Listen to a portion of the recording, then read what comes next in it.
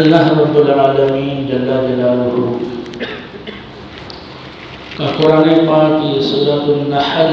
آیت نمبر 112 میں ارشاد ہے وَضَرَبَ اللَّهُ مَثَلًا قَرْيَةً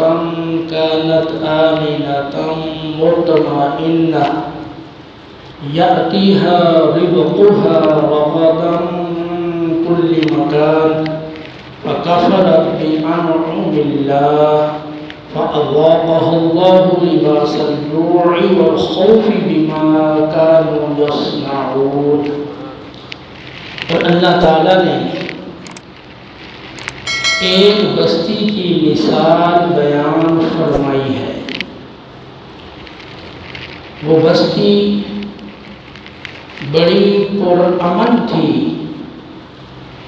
اور اس کے رہنے والے سکون و اطمینان کی زندگی گزار رہے تھے، اور ان بستی والوں کو ہر طرف سے وافر مقدار میں رزق اور روزی پہنچ رہی تھی۔ پس انہوں نے اللہ تعالیٰ کی نعمتوں کی ناشکری کی تو اللہ تعالیٰ نے ان کی ناشکری کی وجہ سے ان پر بھوک اور خوف کو مسلط فرما دیا۔ یہ واقعہ محض ایک مثال کے طور پر ہے یا حقیقت اس واقعے کا وقوع ہوا ہے، اس بارے میں مفسرین کی آراء میں اختلاف ہے۔ قرآن پاک کی دیگر آیات کی روشنی میں یہ بات راجح معلوم ہوتی ہے کہ یہ دراصل اہل مکہ کو جو خوشحالی عطا کی گئی تھی اور امن و امان عطا کیا گیا تھا، اور رسول اللہ صلی اللہ علیہ وسلم جیسی عظیم نعمت سے نوازا گیا تھا، ان نعمتوں کی شکر گزاری کی بجائے ناشکری کی وجہ سے ان پر بھوک اور خوف کو مسلط کیا گیا، تو اس کا یہاں ذکر فرمایا گیا ہے۔ حضرت ابراہیم علیہ السلام نے جب اپنی زوجہ حضرت ہاجرہ رضی اللہ تعالی عنہ اور اپنے لخت جگر حضرت اسماعیل علیہ السلام کو خانہ کعبہ کے پاس لا کر بسایا تھا، اور اس وقت مکہ بے آب و گیا ایک وادی تھی، یہاں نہ کوئی آبادی تھی، نہ گھاس تھا، نہ کھانے پینے کی اشیاء میسر تھیں، نہ پانی مہیا تھا۔ اس وقت ابراہیم علیہ السلام نے اللہ کی بارگاہ میں عرض کیا تھا ربنا انی اسکنت من ذریتی بواد غیر ذی زرع عند بیتک المحرم ربنا لیقیموا الصلاۃ فاجعل افئدة من الناس تهوی الیہم وارزقهم من الثمرات لعلهم یشکرون۔ اے ہمارے رب، میں نے اپنی بال اولاد کو تیرے حرمت والے گھر کے پاس بے آب و گیا اس وادی میں لا بسایا ہے تاکہ یہ نماز کو قائم کریں، تو لوگوں کے دلوں میں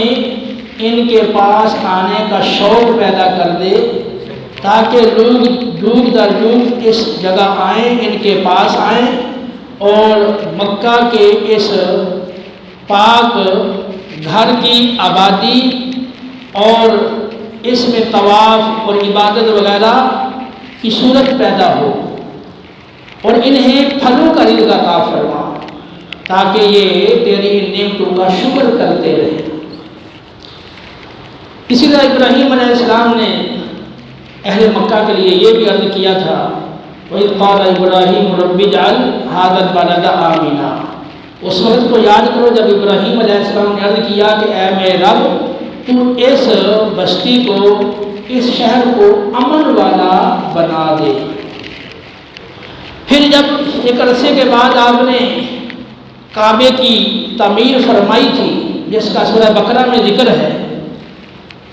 اس وقت آپ کے لخت جگر اسماعیل علیہ السلام بھی اور جوان ہو چکے تھے اور وہ آپ کے خانہ کعبہ کی تعمیر میں معاون تھے۔ اس وقت بھی آپ نے اللہ کی بارگاہ میں عرض کیا تھا ربنا وابعث فیہم رسولا منہم یتلو علیہم آیاتک ویعلمہم الکتاب والحکمت ویزکیہم انکا انت العزیز الحکیم۔ اے ہمارے رب تو ان اہل مکہ میں انہی میں سے ایک عظیم الشان رسول بھیج دے جو ان کے سامنے تیری آیات کی تلاوت فرمائے، ان میں کتاب و حکمت کی تعلیم دے اور ان کا تزکیہ نفس کرے، ان کے ظاہر و باطن کو پاکیزہ بنائے، بے شک تو غالب حکمت والا ہے۔ اللہ رب العالمین نے حضرت ابراہیم علیہ السلام کی مانگی ہوئی ان دعاؤں کو قبول فرمایا۔ اللہ رب العالمین نے لوگوں کے دلوں میں مکے کی اور وہاں کے رہنے والوں کی رغبت اور محبت الفت ڈال دی اور مکہ ایک بڑی آبادی کی شکل اختیار کرنے لگا۔ پھر اللہ رب العالمین نے وہاں کے قریش کے دلوں میں یہ بات ڈالی کہ وہ گرمیوں کے اندر ایک تجارتی سفر کرے شام کی جانب اور ایک سردیوں میں سفر کریں یمن کی جانب، اور اس تجارت کے ذریعے یہاں کی ضرورت کی اشیاء وافر مقدار میں لے کر آئیں۔ پھر اللہ رب العالمین نے مکہ پاک اور خانہ کعبہ کی لوگوں کے دلوں میں عظمت ڈال دی، اور اس کا ایک سبب یہ بھی بنا کہ جب ابرا نے ہاتھیوں کا لشکر لے کر خانہ کعبہ کو گرانے کے لیے مکے پر چڑھائی کی تو اللہ تعالیٰ نے چھوٹے چھوٹے ابابیل پرندوں کے ذریعے سے بہت بڑے ہاتھیوں کے لشکر کو تباہ کر دیا، جس کا سورہ فیل میں ذکر موجود ہے۔ اس واقعے کی وجہ سے بھی عرب کے اندر مکے والوں کی خاص عظمت ان کے دلوں میں بیٹھ گئی تھی کہ یہ مکے والے جو ہیں یہ خانہ کعبہ کے متولی ہیں، اللہ تعالیٰ کے گھر کے پڑوسی ہیں اور اہل اللہ ہیں۔ اگر ان کے ساتھ کسی نے چھیڑ خانی کی یا ان پر ڈاکہ زنی کی تو جیسے ابرا کے لشکر کو اللہ نے تباہ کر کے رکھ دیا تو دوسروں پر بھی یہ عذاب اس طرح کا آ سکتا ہے۔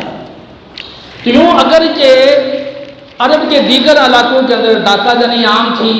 اور سفروں کے اندر مسافروں کو لوٹ لیا جاتا تھا، لیکن اہل مکہ کو یہ اعزاز حاصل تھا، یہ بے خوف و خطر یمن کا شام کا تجارتی سفر کرتے اور وافر مقدار میں اشیاء ضرورت کی وہاں سے لے کر آتے تھے، اور پھر مکے والوں پر کوئی ڈاکہ زنی کی ضرورت نہیں کرتا تھا۔ یوں مکے والوں کو اللہ رب العالمین نے معاشی خوشحالی بھی عطا کر دی اور ہر طرح کے خطرے سے اور دشمن کی ڈاکہ زنی سے اور حملے سے اللہ نے انہیں امان بھی عطا کیا تھا۔ لی الاف قریش ایلافہم رحلۃ الشتاء والصیف فلیعبدوا رب ھذا البیت الذی اطعمہم من جوع وآمنہم من خوف۔ ہم نے قریش کو رغبت دلا کر گرمیوں اور سردیوں کے تجارتی سفروں سے مانوس کر دیا، بس اب انہیں چاہیے کہ اس گھر کے رب کی، اس خانہ کعبہ کے رب کی، مالک کی عبادت کریں جس نے انہیں بھوک میں کھانا دیا اور ہر طرح کے خوف سے امن بخشا۔ تو سورہ قریش سے پتہ چلا کہ اللہ رب العالمین نے مکے والوں کو معاشی خوشحالی بھی عطا کی تھی اور انہیں دشمن کے خوف سے سکون اور اطمینان اور امن بھی بخشا تھا۔